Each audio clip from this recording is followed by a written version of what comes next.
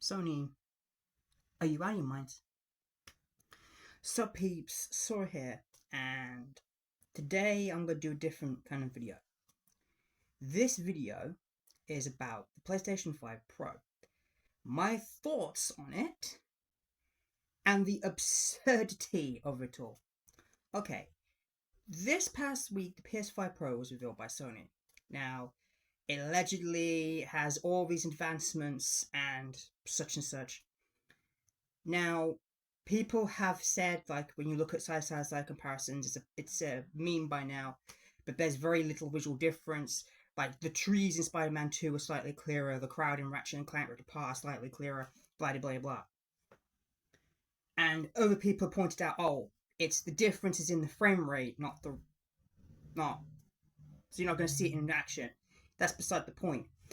Now, Sony, in their infinite wisdom, when they showed this system, now, obviously, they got off to a bad start to begin with, because the first game that they used to show this system, to showcase what the Pro can do, was The Last of Us Part 2, a PS4 game. Now, obviously, this game got a remaster for the PS5, but it's not exactly good using a generation old game to showcase your new powerful system.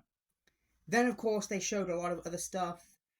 And the promise was that it can do 4K 60 with no compromise. Now, I want you to keep that part that I just said about the 4K 60 in mind for what I say, the other news story that broke out about this later on. Now, you'd think, how much would you think that Sony would charge for a system that is effectively just a tiny bit better? Now, here's the thing.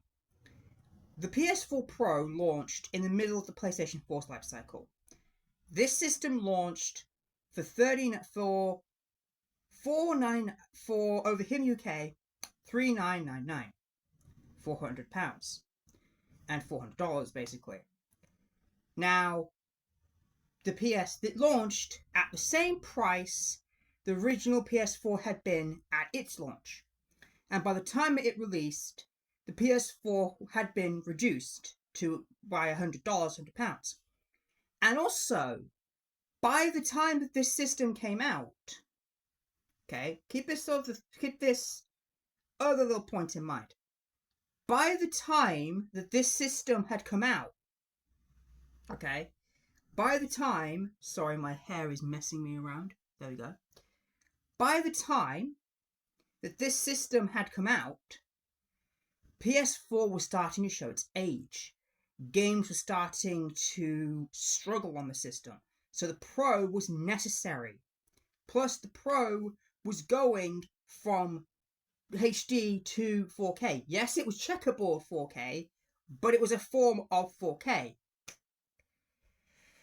So there was a point to it existing, and it launched at the same price point the PS4 was at its launch, and $100 more than what the PS4 was at that point.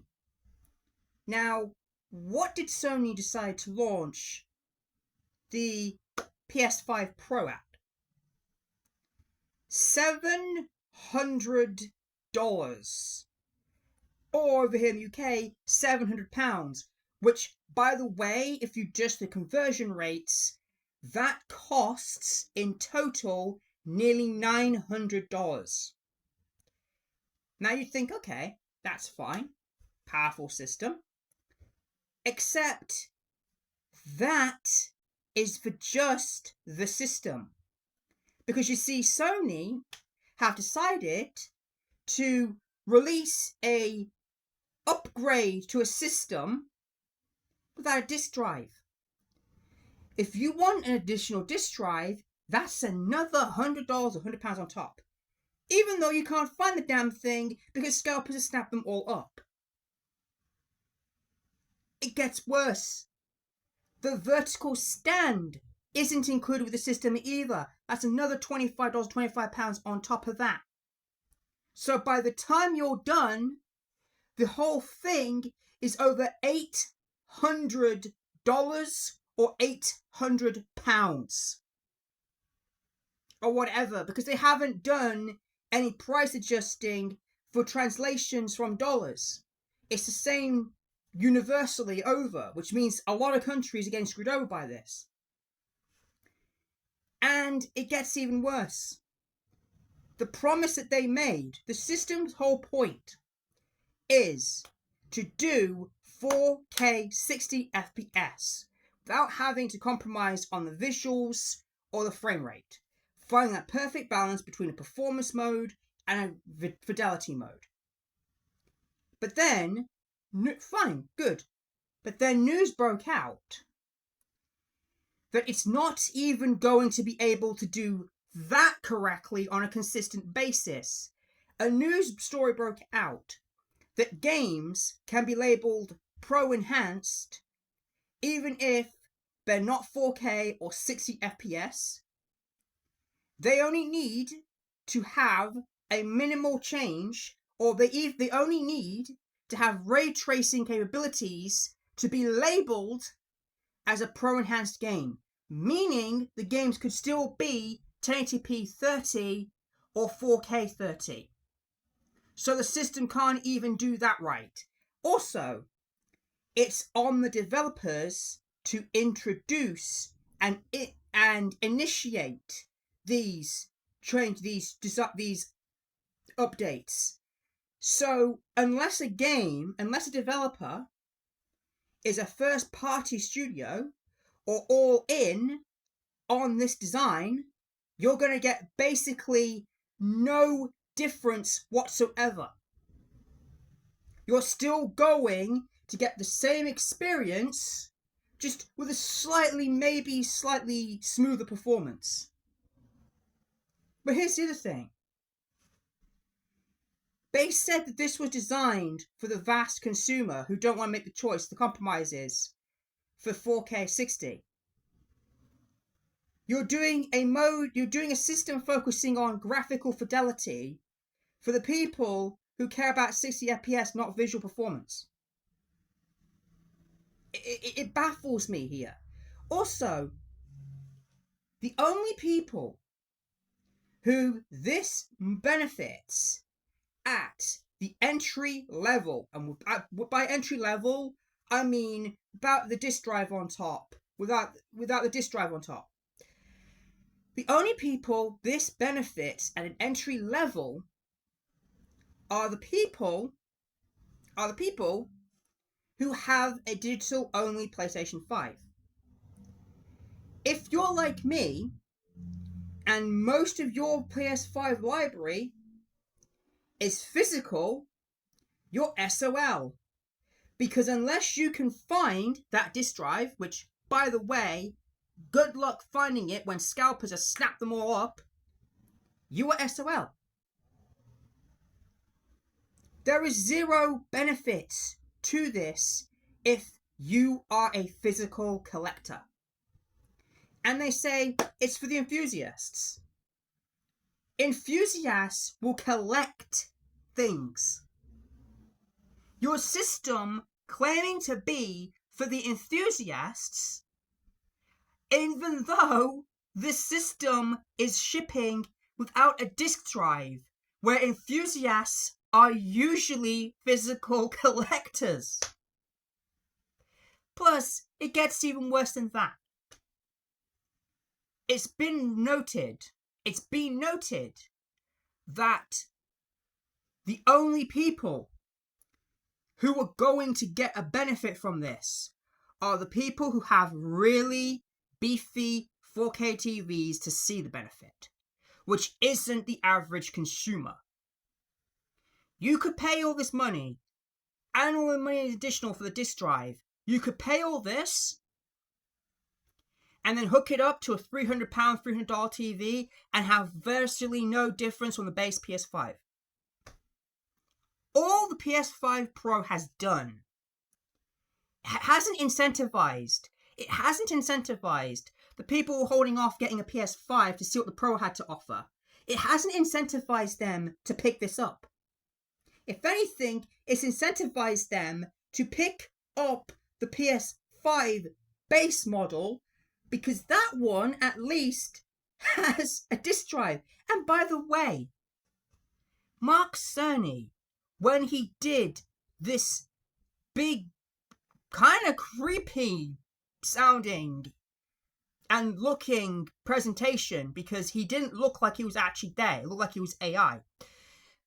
Having him, when he said this, the caveat to this, and the main takeaway from this, and the thing that's making me think that this isn't exactly a upgrade that people think it is, he said it will deliver a fidelity-like experience. Meaning, you're going to get a combination of fidelity mode and performance mode meshed together, but you're not going to get the exact fidelity that you would get in a fidelity mode. Also, people saying everything looks clearer. There's a simple thing. It's called turn off motion fucking blur, dumbass.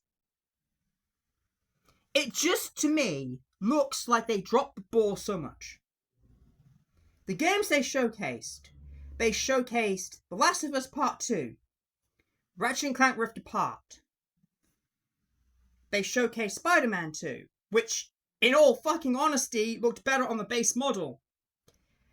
They showcased Hogwarts Legacy, which, by the way, there's a scene that's doing the rounds from that sizzle reel of the Hogwarts student on the hippogriff. And if you look, there are two things with that scene. Well, three actually. The big caveat to that being, it's not the 60 FPS that was promised, it's 30 FPS. The second thing is, you can actually see the robe clipping through the wing of the hippogriff, which is not something that happens in the game on the base PS5. And thirdly, people were actually noticing artifacting, meaning it's not a native 4K image. No, okay, here's the thing. I don't sit there when I'm playing Astro Bot on my channel, looking at things in the background thinking, I wish this was 2% clearer. When I was playing Spider-Man 2, I wasn't sitting there thinking, I wish this tree in front of the lamppost Spider-Man's perched on was clearer. When I play Ratchet & Clank Rift Apart, I don't look at the crowd in the opening parade scene and think, golly, I wish this crowd was clearer. Now, obviously, when you showcase it from the difference between performance mode on the base PS5 and then the PS5 Pro, then obviously, yes, there are visual differences. But that's because you're showing a lesser detail. You're comparing a lesser graphical fidelity mode against one that is more graphically enhanced. And even then, it's insignificant things like in The Last of Us Part 2. Who the hell is going to stop to zoom in and look at a Fedra sign when they're being fucking shot at? Nobody. It's background details, which, by the way, that is dependent on distance from the freaking image anyway. If you sit a specific distance away, you're not going to get the benefit of that. If you sit anything more than 2 meters away from that TV, you are not going to see the benefit of that. You're not. You're not going to see the benefit of that because it's too far away from you for you to even notice it. And here's my thoughts on it. My opinion of it is it's too much for too little. And the concern, I went weird, I turned to Alma Third for a second then. My concern is, if this system, which is a mid-generation refresh, which isn't really needed, I'll get to another thing in a minute about my issues with them having a mid-generation refresh at this point. If this mid-generation refresh is $700, how much is the inevitable PlayStation 6 going to cost? Are they gearing us up for $1,000 PlayStation 6? Because if they're gearing us up for $1,000 PlayStation 6, they can fucking forget it. The day they start charging the same price that it would cost to build a high-end PC, consoles then lose their significance. Because the whole point of these consoles is they're supposed to be a cheaper entry level and a simpler entry level than a PC. When you're charging $700 for the basic essential, the system that plays the games, and then you're charging additional prices on top of that for the fucking stand to prevent the bloody thing from looking hideous when it's laid down, because the PS5 looks freaking hideous when it's laid down. I'm sorry, it does. And a disc drive to play disc-based games,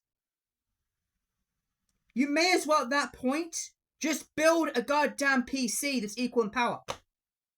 You can build a PC that's equal in power to what the PS5 Pro is going to be for roughly the same price. Who is this system for? Also, and this is the biggest caveat and the biggest issue that I have with them making a mid-gen refresh at this point. Okay? The issue, them making a mid-gen refresh at this point is, we are supposed to be then midway through this console generation. If we're midway through this console generation, why are we still getting games made for the previous generation? You're telling me a PlayStation 5 Pro is needed when games aren't even being designed with the base PS5 Pro in mind? When games are being designed with the PlayStation 4 in mind, not the 5, what is the point to this system? What is the point to this system? And if you're going to sit in the comment section and say, the point to this system is a smooth 60 FPS, you're not even going to get that. You're not even going to get that. It's been confirmed.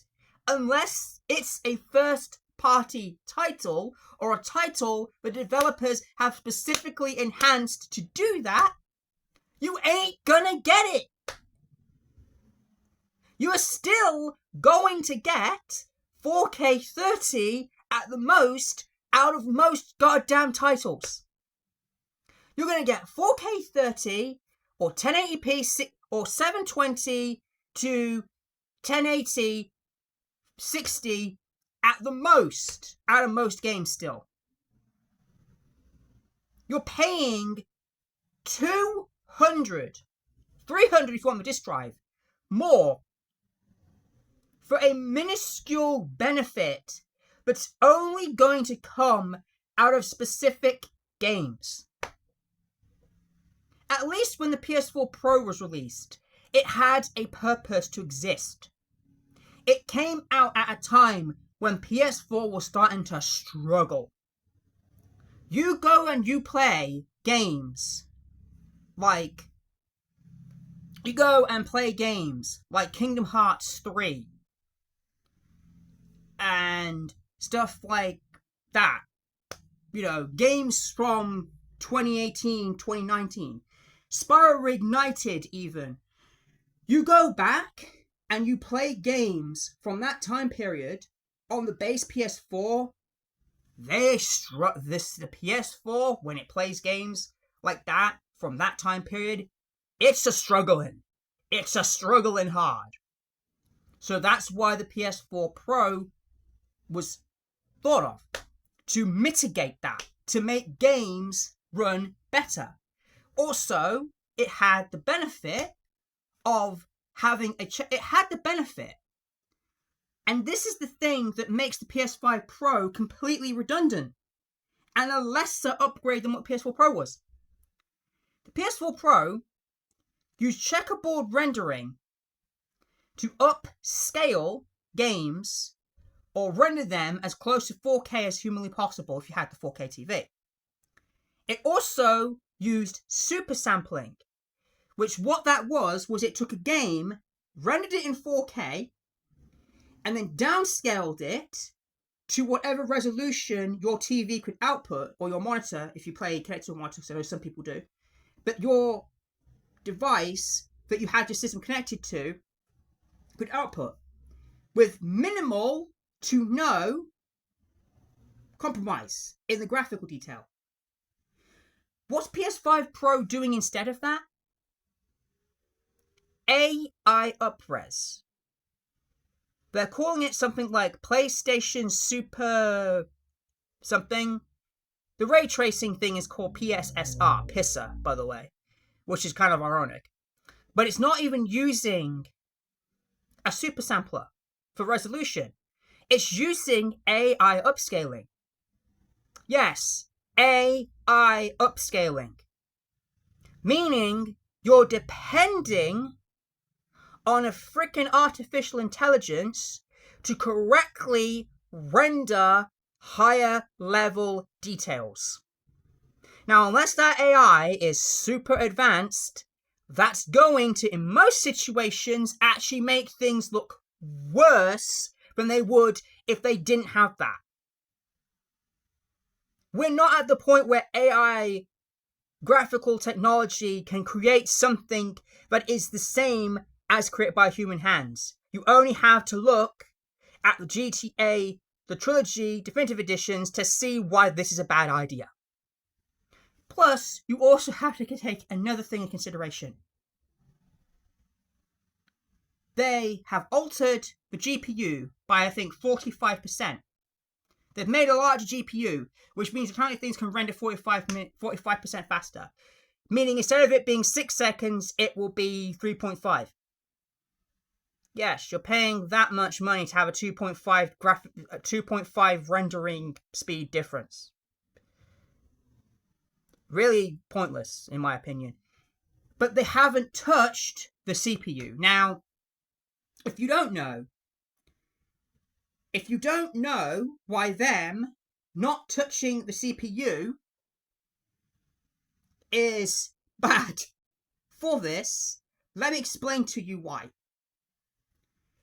The GPU alone won't produce these resolutions. The GPU controls all the graphics that are processed. That's why it's called GPU, Graphical Processing Unit. Okay? The CPU is the computer processing unit. The CPU does the work on the frame rate end. Because it's computerized, the frame rate, not graphicalized. Why do you think some games have to overclock the CPU to match what the GPU is trying to output? Now think about it this way. You have a much larger GPU that's 45% larger, and you have a CPU unit in there which already makes the system overheat when you play games as intensive as stuff like Final Fantasy 16. And I think Black Myth Wukong is another game that does this. If the base PS5 has the issues with this, with the CPU end of it, it's going to be worse on the PS5 Pro. That system is going to be running like molten lava. Also, you have to take another thing into consideration. And I already brought this point up. Unless developers actually choose to make an update for these games to run at 4K 60, you're not getting 4K 60. For example, a game could say on the case, PS5 Pro Enhanced, and it could still run at 1080p 30, just with nicer ray tracing. So you don't even know what upgrades you're going to get. You're not going to get 4K. If you think you're going to get 4K 60 FPS across the board with every single game on the PlayStation in the PlayStation 5's library, you're wrong. You're not. You are not at all gonna get that. You're not.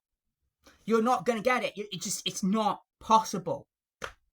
You might get it with first-party titles, but even then, only select first-party titles are supporting this. Like, I wouldn't tout The Last of Us Part 2 being PS5 Pro Enhanced. I wouldn't tout that as the W that you think it is. That's a last-gen game that's remastered. Okay? Explain to me why only certain first-party games are supportive of this then. Because shouldn't Astrobot be supported by this? Considering it is currently the highest rated game that you have produced for PlayStation 5? You have, in the past 3 weeks, released a game that shut down 2 weeks after it released one of the most critically acclaimed games you have ever produced. And then you rebound from that huge success by showing your PlayStation 3 generation greed all over again. And this is why. This is why competition in this fucking industry is a good thing. Because when there's no competition, you get shit like the PS5 Pro, where they're charging you $700 for the price of admission and then expecting you to shell out extra money if you have physical games collection. 95% of my PlayStation 5 library is physical. If I was to get a PS5 Pro, I would need to get the disc drive to go with it. Because, and the reason I'd need to get the disc drive to go with it would be because 95% of my library would be unplayable. And you can't even use it as a media player because you don't have the disc drive for the media player. And I'm just going to say this. If you think that the PS5 Pro is a good idea, you're part of the problem. Nobody has been complaining about frame rate dips in PS5 games. What people have been complaining about is the lack of PS5 games. A lack of games exclusive to the system. And I know people are going to write a list of stuff like Ratchet & Clank Rift Apart, Sackboy, Last of Us Part 1, this stuff. A lot of those games are either also on PS4 or they're all on PC.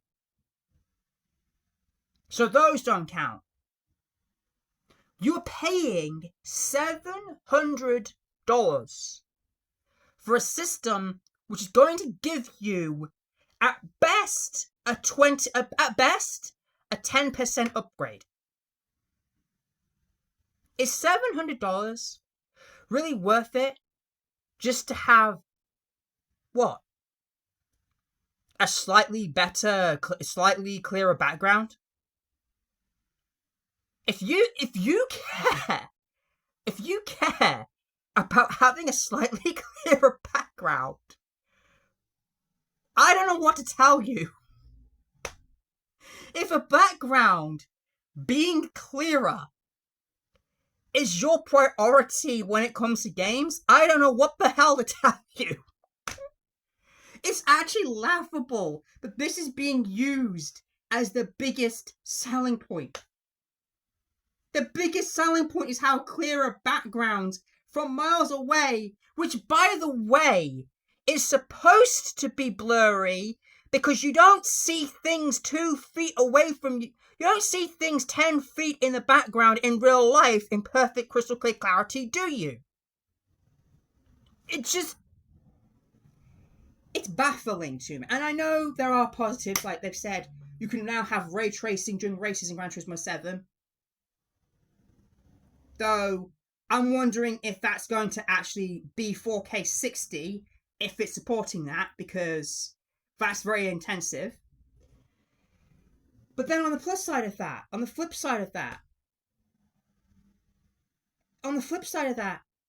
like, you're trying to say that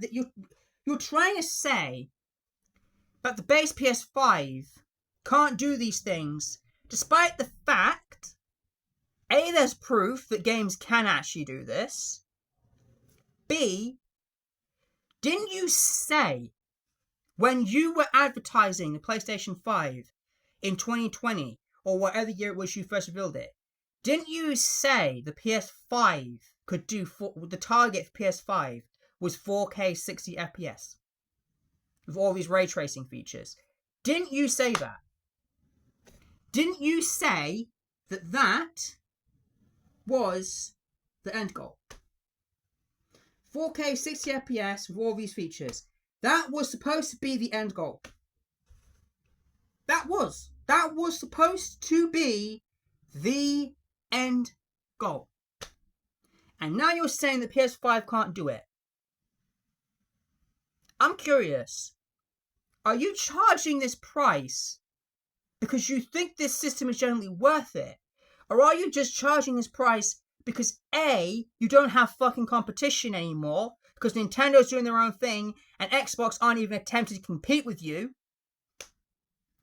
and because you need to recoup the losses you made from Concord? It's just mind-blowing. And if you're going to attack me in the comments and say, why complain about it if you don't intend to buy it?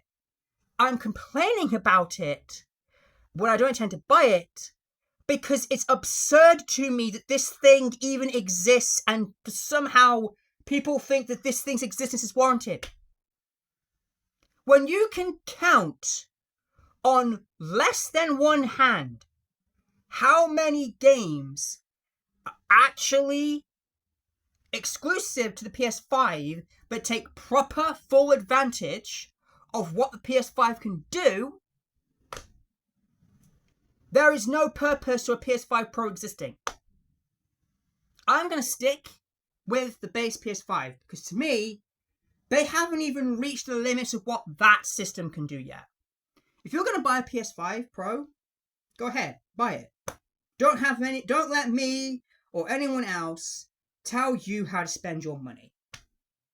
But don't come crying to the rest of us and bitching and complaining to the rest of us about how it doesn't do what it's supposed to do, that you're not getting the 4K 60.